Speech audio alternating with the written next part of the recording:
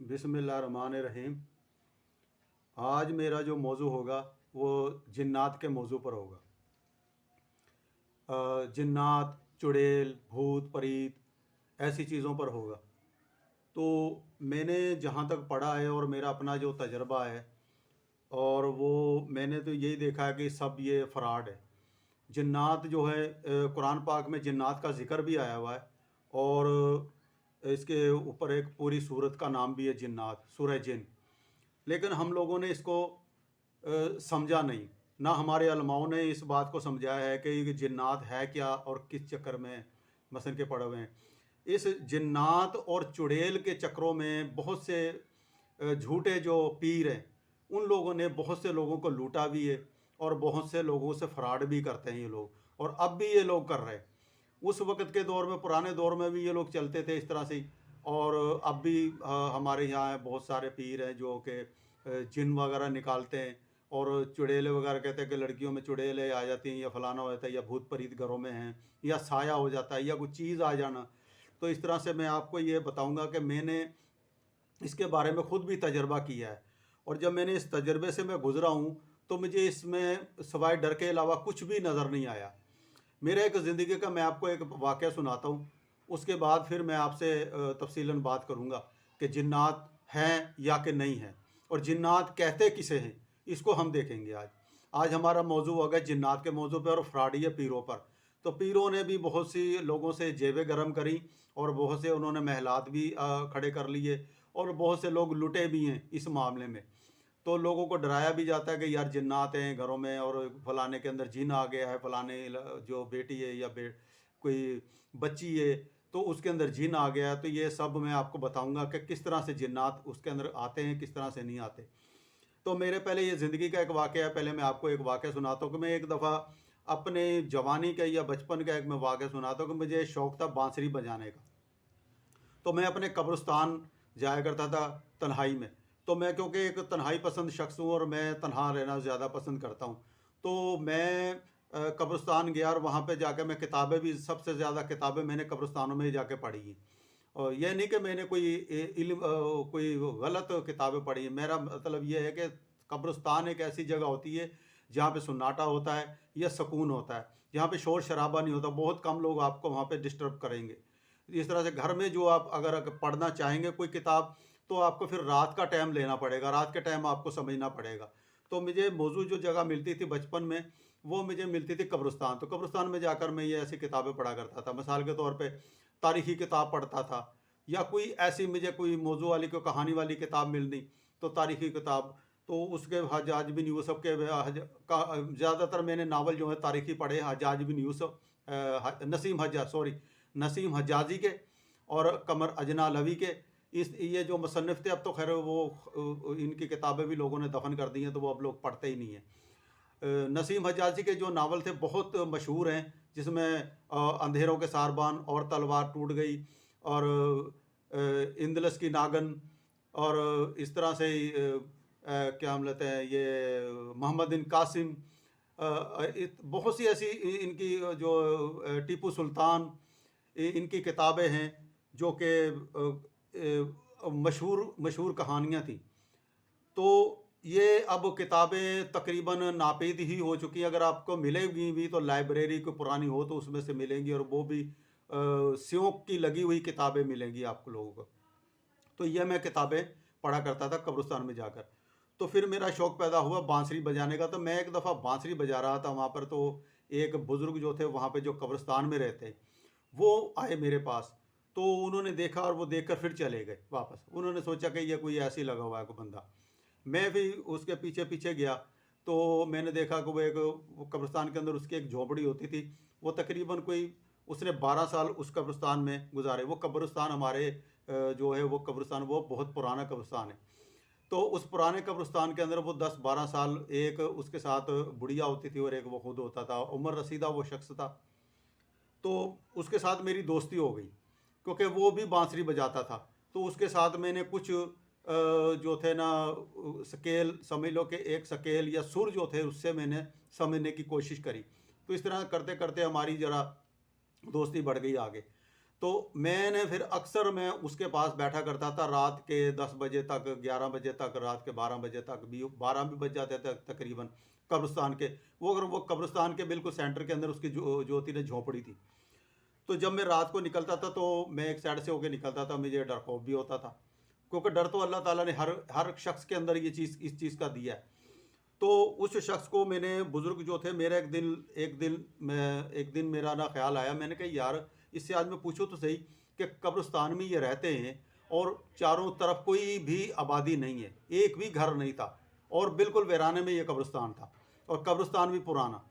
تو میں نے اس سے بزرگ سے پوچھا، میں بابا جی آج مجھے ایک بات بتائیں، تاکہ میں آج ایک سبق لینا چاہتا ہوں، اور مجھے ایک بات بتائیں گے تو اگر مجھے سچ بتا دیں گے تو میں سیدھے راستے پہ آ جاؤں، اگر مجھے جھوٹ بتائیں گے تو میں بھٹک جاؤں گا.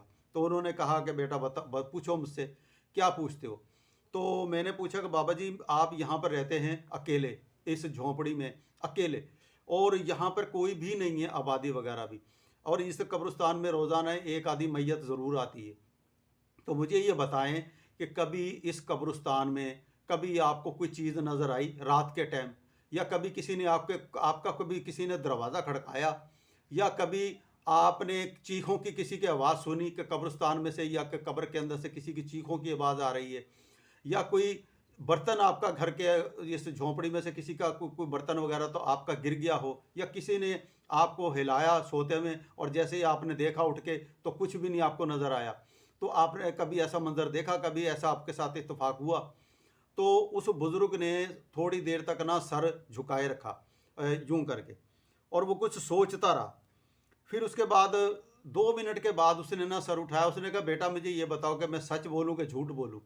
تو میں نے کہا نہیں، مجھے اگر سچ بول دیں گے تو مجھے ایک سبق مل جائے گا، مجھے ایک علم مل جائے گا، اور اگر آپ جھوٹ بولیں گے تو میں بھٹک جاؤں گا، میں اسی بات کو لے کے چل پڑوں گا کہ ہاں یہ بندہ تو اس جگہ پہ رہ رہا ہے. تو ظاہر ہے ایک پریکٹیکل عمل کے طور پر یہ ہم تو ایک رات بھی نہیں گزار سکتے یہاں پر، تو یہ تو ایک ساری زندگی اس نے یہیں پہ گزار دی. تو اس نے پھر کہا کہ بیٹا آج تک یہاں پہ اس قبرستان میں کچھ بھی نظر نہیں آیا. میں یہ سن کے بہت حیران ہوا. میں کہا آپ کو کبھی بھی کچھ نہیں نظر آیا؟ کہہ رہا کہ نہیں. میں نے کہا اچھا. تو کہہ رہا کہ ہاں کبھی کبھی یہاں سے ایک کچا راستہ گزرتا ہے، تو رات کے 2-2:30 بجے کچھ مزدور ہوتے ہیں، وہ یہاں سے جب گزرتے ہیں تو کتے وغیرہ جو ہوتے ہیں نا وہ بھونک رہے ہوتے ہیں ان کے پیچھے. پھر میں دروازہ کھول کے پھر میں دیکھتا ہوں کہ کون جا رہا ہے. تو اس طرح سے مجھے پتہ چل جاتا ہے. باقی مجھے آج تک اس طرح سے کوئی بھی چیز نظر نہیں آئی ہے کہ میں نے کبھی کسی کو مردہ یا کپڑوں میں کوئی سفید کفن میں نے کبھی اس قبرستان میں سے دیکھا یا ایسا ویسا کیا. کہ آج تک نہ میرا کوئی برتن گرا ہے، نہ مجھے کسی نے سوتے میں کسی نے میری چادر کھینچی ہے، نہ کبھی کسی نے مجھے ہلایا ہے. تو مجھے ایک بہت بڑا مجھے اس بزرگ نے سبق دے دیا. اب وہ بزرگ جو ہے نا وہ وفات پا کے دنیا میں نہیں ہے، لیکن مجھے وہ جاتے ہوئے مجھے وہ سبق دے گئے. آپ یقین کریں کہ میں جس وقت اس قبرستان سے نکلا ہوں بیچ میں سے، پہلے میں سائڈ سے نکلتا تھا، میں اس دن پھر میں قبرستان کے سینٹر میں سے نکل کے گیا ہوں. جب میں سینٹر میں سے نکل گیا ہوں، یہ ایک پریکٹیکل میرا عمل بھی تھا، اور میں نے دیکھنا چاہا کہ میں بھی تو دیکھوں کہ کیا ہوتا ہے. تو جب یہ بزرگ اتنی دلیری سے مجھے اس نے بتائی، ساری بات سچ بتا دی، تو پھر تو اس کا مطلب کچھ نہیں ہے. تو جب میں اس قبرستان میں سے سینٹر میں سے گزرا ہوں تو مجھے خود ایسا محسوس ہو رہا تھا جیسے میرے پیچھے کچھ چیزیں چل رہی ہیں، یا مجھے ابھی کوئی چیز سے پیچھے سے پکڑ لے گا. جیسے میں پیچھے مڑ کے دیکھتا ہوں تو میرے کچھ بھی نہیں تھا. اب جیسے جیسے میں چلتا گیا، جب قبرستان پار کر گیا ہوں اور میں نے جب پیچھے مڑ کے دیکھا تو مجھے کچھ بھی نہیں نظر آیا. پھر میں نے دل میں سوچا، جب میں گھر تک پہنچ گیا اور جب میں گھر پہنچا ہوں، میں نے پھر اس دل میں یہ سوچا کہ ہاں یہ اپنا ہی ایک وہم گمان ہوتا ہے، اپنی ہی طرف سے دماغ میں چیزیں بنائی جاتی ہیں، اور ایسی چیزیں قبرستان میں نہیں ہوتی ہیں، اور نہ ہی ایسی چیزیں قبرستانوں میں پیدا ہوتی ہیں. جو انسان ایک دفعہ مر جائے تو اس کی روح جو ہوتی ہے وہ اللہ تعالیٰ عالم برزخ میں لے جاتا ہے. عالم برزخ میں جو روحیں ہوتی ہیں وہ سجین کے مقام میں اور عالین کے مقام میں وہ چلی جاتی ہیں. یہ قرآن کے اندر بھی ایک آیت اتری بھی ہے، اور میں نے روحوں کے معاملے میں ایک ویڈیو جاری بھی کی ہوئی ہے.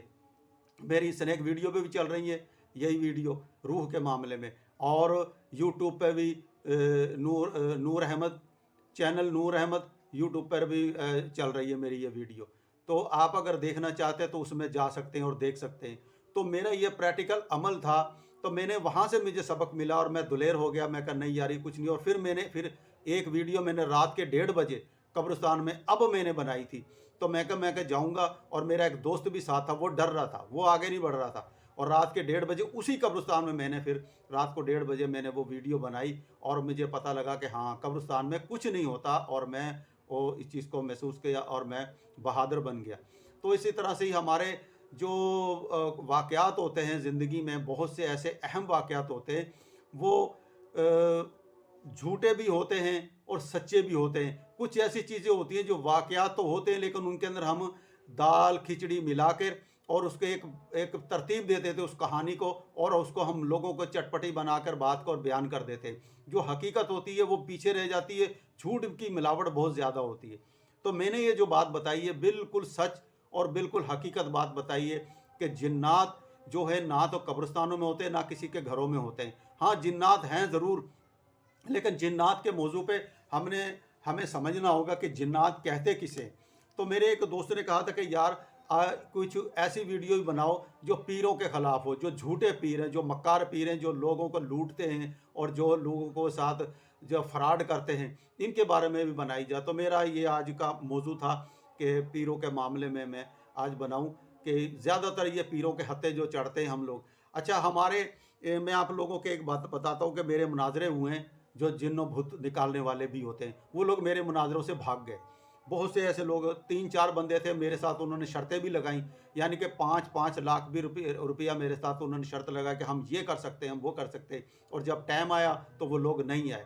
ہم نے ان کے اوپر فٹیک ڈالی، وہ بہرحال وہ محفل سے یا اس نے معافی مانگ لی یا اس نے معذرت کر لی کہ یار تم بہت اپنا ایک مضبوط شخص ہو اور ہم تمہارا مقابلہ نہیں کر سکتے، تو ہم واقعی غلط ہے۔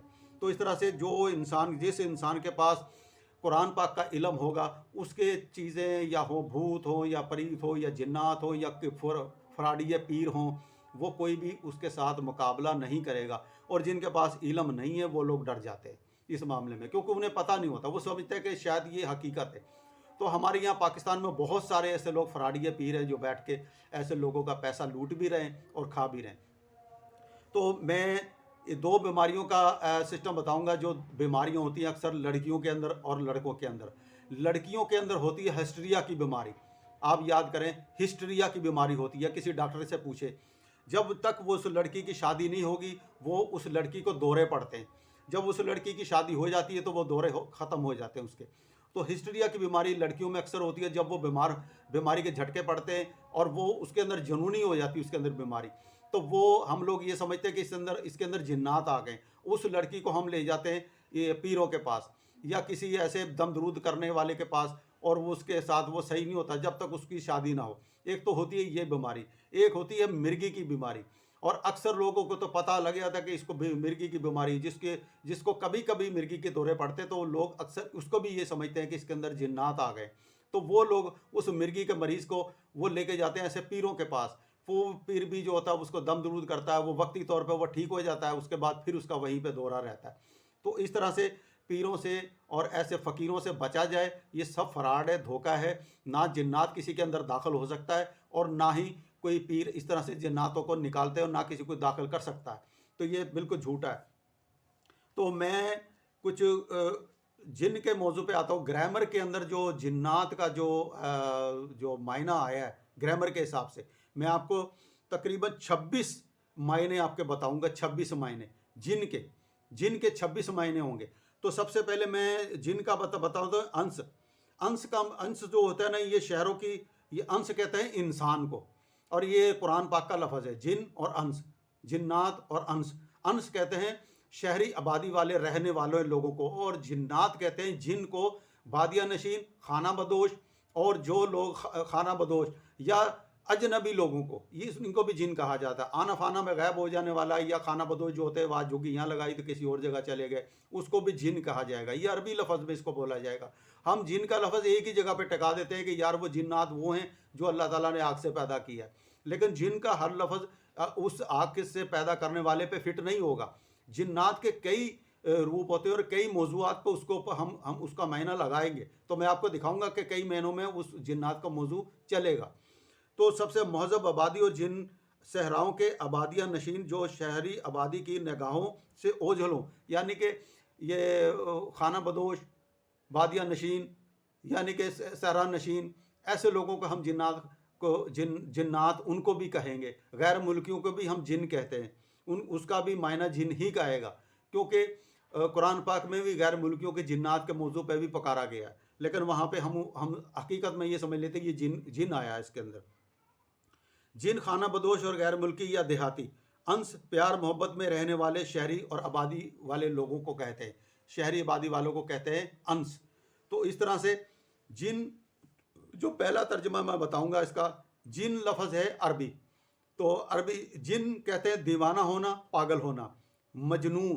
اب اس کے اندر جتنے بھی میں لفظ بولوں گا یہ جنات کے جن کا لفظ ہی بھی اس کے اندر آئے گا. مجنو، چھپنا ظاہر ہے کہ ہر چیز چھپی ہوئی نظر آئے گی اس کے اندر.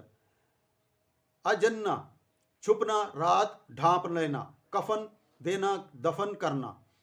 جن الیل، رات کی تاریکی. جن الناس، لوگوں کی بڑی جماعت. جان، ایک قسم کا سفید سانپ. جنتا، باغ بہشت جنت. جنتا، پردہ. جنتا، ڈھال کو بھی کہتے ہیں. پیچھے جو لڑنے والا ہوتا ہے اس کے آگے ایک ڈھال ہوتی ہے، اس نے ڈھال پکڑی ہوتی ہے، اور پیچھے جو ہوتا ہے وہ چھپ جاتا ہے وہ شخص، اور ڈھال سے اپنے آپ کو بچا لیتا ہے، تو اس کو بھی جنتا کہا گیا. یہ قرآن کے اندر یہ لفظ آئے ہیں. جنتا. مجانن، قلب، اس کو قلب کہتے ہیں. قلب کو ظاہر ہے کہ دل چھپا ہوا ہے اس لیے. جنن، قبر، میت، کفن. جنان، ڈھال، دل، جنت. جنین، ہر پوشیدہ چیز. قبر، مدفون بچہ جو ابھی رحم مادر میں ہو. ہم جنین بھی کہتے ہیں. جنین یعنی کہ جو رحم مادر میں جو بچہ ہوتا ہے اس کو بھی ہم جنین میں کہتے ہیں. جنا، کسی کو مارنے سے بچانے کے لیے اس پر چھا جانا. جنب یعنی کہ جو پلیت ہوتا ہے شخص. اب وہ پلیت ہے ہمیں تو نہیں پتہ ہی، لیکن اندر سے وہ چھپا ہوا ہے. ناپاک ہونا. الجنب، یہ بھی غیر فرمان بردار، اجنبی. مسافر، ناپاک. الجنب، ہمسایہ جو غیر قوم کا ہو. الجنب، اجنبی بھی کہہ سکتے ہیں. اجنبی کو بھی غیر ملکی بھی کہہ سکتے ہیں اور ہمسایہ بھی کہہ سکتے ہیں، اور جس کو ہم جانتے نہیں ہیں اس کو اجنبی کا لفظ بھی بولا جاتا ہے، یعنی کہ وہ چھپا ہوا شخص ہے، ہم نہیں جانتے اس کو کون ہے، کہاں سے آیا ہے. اس طرح جنا، آدمی، شخص پیدا ہو. جنایت، گناہ. جنایت، گناہ، یعنی کہ گناہ بھی چھپا ہوا ہوتا ہے، یہ ظاہر نہیں ہوتا ہے، چھپا ہوتا ہے انسان کے اندر. وہ گناہ تو کر بیٹھتا ہے لیکن ہمیں کیا پتا کہ اس نے گناہ کیا نہیں کیا، لیکن اس کے اندر چھپا ہوا ہے، تو اس کو جنایت کہا جائے گا. جنائی کہتے ہیں دائی کو. جنتر منتر بھی یہ ٹوٹکا، تعویذ، شبد بازی، مکاری، اس کو کہتے ہیں جنتر منتر کو، یعنی کہ جس طرح جادو ٹونے والے کو کرنے کا جنتر منتر، یہ چھپا ہوا ہوتا ہے. جنون، دیوانگی، غصہ. جنون بھی چھپا ہوتا ہے دماغ کے اندر، جو ایک دورہ پڑتا ہے، جس طرح میں نے ابھی 2 بیماریوں کا ذکر کیا ہے. جنونی، پاگل. اجنبی، غیر علاقے کا. جنہ، معنی ملائکہ. جنہ کو بھی چھپے ہوئے یہ فرشتے ہیں جو ہم نے آج تک دیکھے نہیں ہیں، تو اس لیے جو معنی آئے گا جن کا، تو یہ بھی اسی طرح سے ہوگا کہ جن بھی جو ہے یہ ہمیں نظر نہیں آئیں گے، یہ لوگ ہیں، انسان ہیں. یہ ایسا نہیں ہے کہ یہ جو ہے کوئی ایسی چیز ہے جو غیب ہے اور ہمیں نظر نہیں آتی اور لوگوں میں گھس جاتی ہے. پہلے نمبر پہ آپ غور کر رہے ہیں کہ جنات کبھی بھی انسان کے اندر داخل نہیں ہوگا، کیونکہ اللہ تعالیٰ نے ایک مخلوق ایسی بنائی ہے. تو اللہ تعالیٰ کہہ رہا ہے کہ ہم نے جنات کو آگ کی لو سے پیدا کیا ہے اور انسان کو کھنکھناتے مٹی یا گارے سے پیدا کیا ہے. تو مٹی اور گارے سے پیدا ہوا انسان، اور جنات جو ہے وہ آگ کے شعلے سے پیدا ہوا ہے. تو آگ کا شعلہ جو وہ انسان کے اندر نہیں داخل ہوتا ہے، وہ آگ کا شعلہ میری کیونکہ ویڈیو 20 منٹ کی ہوتی ہے تو یوٹیوب پہ بھی میں نے چڑھانی ہے، اور سنیک ویڈیو پر 10 منٹ کی چڑھتی ہے، تو اس لیے میں آدھا حصہ اس پہ چڑھاتا ہوں، اور پوری ویڈیو جو میری دیکھنی ہو تو وہ پھر یوٹیوب پر آ جائے. تو اس طرح سے میں اس موضوع کے اوپر، کیونکہ میری یہ گفتگو ہو جائے گی 3-4 ویڈیو میری بنے گی، تو پھر آپ کو لوگوں کو پھر میں اگلا سیکشن جو سمجھاؤں گا، وہ میرا اگلا جو سیکشن ہوگا وہ ہوگا قرآن کے موضوع پہ. قرآن کے اندر کون کون سی آیات میں آپ کو بتاؤں گا جنات کے موضوع پہ. بہت سے ہمارے لوگ جو وہ کہیں گے یار قرآن کے اندر تو ذکر آیا ہے، ملکہ بلقیس کا بھی آیا ہے، وہ جنات بھی تھے وہاں پہ، فلانا یہ وہ. تو وہ ساری باتیں میں آپ کو بتاؤں گا کہ ہم لوگ کس طرح سے جنات کے موضوع کو سمجھیں گے اور کس طرح سے نہیں سمجھیں گے، کیونکہ میں نے قرآن کے اندر سے ہی سمجھا ہے جو جنات کا موضوع ہے۔ تو میں اس لیے ان چیزوں سے میں نہیں ڈرتا، اور میں نے مناظرے کیے، اور اللہ کا شکر ہے میں ان مناظروں میں کامیاب ہوا، اور وہ جو لوگ تھے فراڈی قسم کے لوگ، وہ بھاگ گئے۔ میں نے 5 لاکھ روپیہ جو تھا وہ شرط لگائی تھی، اور وہ 5 لاکھ، اور ان کا 2 لاکھ، میرا 5 لاکھ ہوتا تھا۔ تو وہ لوگ منہ دکھا کر بھاگ گئے کہ یار نہیں، تم لوگ بہت مضبوط ہو، اور ہم تو سمجھے تھے کہ شاید تم ڈر جاؤ گے اور پیچھے ہٹ جاؤ گے۔ تو انہوں نے بہت کوشش کری، ہم یہ کر دیں گے، ہم وہ کر دیں گے، لیکن وہ کچھ بھی نہیں کر سکے۔ تو ان کا یہی تھا کہ شاید یہ بندہ ڈر جائے گا۔ تو اس لیے کچھ بھی نہیں ہے انسانوں کے پاس سوائے اللہ تعالیٰ کی ذات ہے سب کو بچانے والی۔ تو اللہ سے ہی پناہ مانگنی چاہیے، ایسے شیطانوں سے پناہ نہیں مانگنی چاہیے، نہ شیطان تمہارا کچھ بگاڑیں گے۔ اللہ تعالیٰ سے ہی توبہ کرنی چاہیے، اللہ تعالیٰ سے کہیے اللہ یا اللہ ہمیں معاف کر دے۔ تو اس طرح سے میں اجازت چاہوں گا، ویڈیو بند کرتا ہوں۔